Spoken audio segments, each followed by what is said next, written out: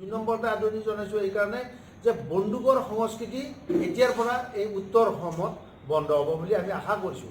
কিন্তু লগতে আশংকা কৰিছোঁ এইকাৰণে যে NDA নিচিনা এটা বৃহৎ অস্ত্ৰ ভাণ্ডাৰ থকা সংগঠন তেওঁলোকে কিন্তু মাত্ৰ 130টা অস্ত্ৰ জমা দিব বুলি আমি বিশেষ সূত্ৰে গম পাইছোঁ। গতিকে এইটো কোনো কাৰণত গ্ৰহণযোগ্য কথা নহয়। গতিকে আমি অসম তথা ভাৰত চৰকাৰক জনাব বিচাৰিছোঁ NDA বিল লগত থকা এইটো যে যিমান অস্ত্ৰ আছে গোটেইখিনি জমা দিব লাগে, তেতিয়াহে BTADত আচল অৰ্থত বা বাস্তৱ ক্ষেত্ৰত শান্তি প্ৰক্ৰিয়া ঘূৰি আহিব। গতিকে এই গোটেই কথাটোৰ লগত সংগতি ৰাখি আমি আৰু তেওঁলোকক আদৰণি জনাইছোঁ যে BTADৰ পৰা তথাকথিত BTADৰ পৰা যিটো অবড়ো গাঁও কৰ্তনৰ সিদ্ধান্ত বা অসম বিভাজনৰ বিৰুদ্ধে যিটো সিদ্ধান্ত হ'ল ঠিক আছে, বাকী যিখিনি ৰৈ BTRত তাতে প্ৰতিটো জনগোষ্ঠীৰ প্ৰতিটো মৌলিক অধিকাৰ যাতে নেকি সুনিশ্চিত হয় তাৰ বাবে আমি নজৰ ৰাখিম। নজৰ দিবলৈ আমি অসম তথা ভাৰত চৰকাৰকো আহ্বান জনাইছোঁ আৰু গাঁও কৰ্তনৰ যিটো বিষয়বস্তু এইটো তেওঁলোকে কাৰ্যকৰী কৰাৰ কাৰণে আমি দাবী জনাইছোঁ আৰু কাৰ্যকৰী অতি সোনকালে কৰক, নহ'লে কিন্তু আমি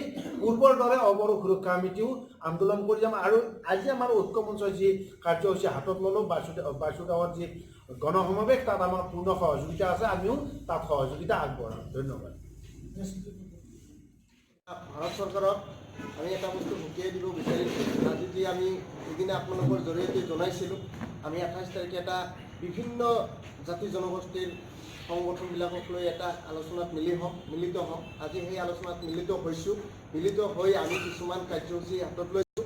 অহা 6 ফেব্ৰুৱাৰীত বাসুগাঁৱত আক্ৰাসুৰ উদ্যোগত যি গণসমাৱেশ হ'ব তাত আমি AVMCৰ ফালৰ পৰা স্বতঃস্ফূৰ্তভাৱে অংশগ্ৰহণ কৰিম আৰু সেইদিনাই অসম তথা ভাৰত চৰকাৰক আমি সকীয়াই দিম যে আপোনালোকে যি চুক্তি কৰিছে BTR চুক্তি, এই চুক্তিত আমাৰ BTADত যিমান ভাষা ভাষী জনগোষ্ঠীৰ মানুহ আছে তেখেতসকলৰ ৰাজনৈতিক অধিকাৰ থাকিব নে নাই, সামাজিক অধিকাৰ থাকিব নে নাই, অৰ্থনৈতিক অধিকাৰ থাকিব নে নাই বা লেণ্ড ৰাইট থাকিব নে নাই, এই কথাখিনি আপোনালোকে যদি আমাক নজনায় বা আমাক উপেক্ষিত কৰি যদি কিছুমান কাম কৰে সেই কথাত আমি কেতিয়াও একমত নহয়।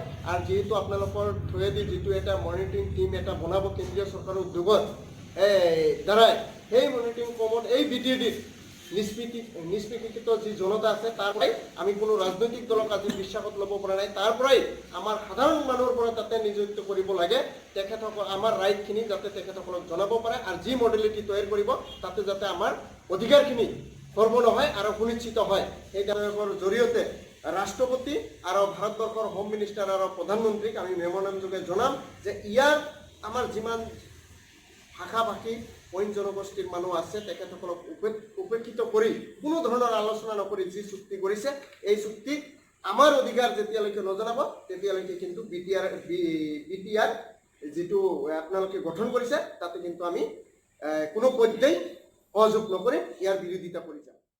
যিখন মানে NDAP লগত চুক্তি হ'ল, কেন্দ্ৰীয় চৰকাৰ, অসম চৰকাৰ আৰু NDAP যিখন চুক্তি হ'ল এই চুক্তিৰ ওপৰত আমাৰ খুব এটা সন্দেহ হৈছে, ভয় হৈছে, যাৰ ফলত আজি আমি BTC অঞ্চলৰ বিভিন্ন জনগোষ্ঠীৰ সংগঠনসকলক লৈ আজি আমি ইয়াতে সভা পাতিছোঁ আৰু এই সভাৰ জৰিয়তে NDAPৰ লগত যিটো মানে একপক্ষীয় চুক্তি কৰিলে সেই চুক্তিখনত বিশেষকৈ কি আছে কাৰণ আমি আজি এতিয়ালৈ স্পষ্ট হোৱা নাই। তেওঁলোকে কৈছে সেই কথাখিনি, কিন্তু আমি এতিয়ালৈ স্পষ্ট হোৱা নাই, যাৰ ফলত এই সভাৰ জৰিয়তে আমি এটা মানে যিখন চুক্তি হ'ল ভাৰত চৰকাৰ, অসম চৰকাৰ, তেওঁলোকৰ এই চুক্তিখিনি আমি স্পষ্টভাৱে জানিব বিচাৰিছোঁ।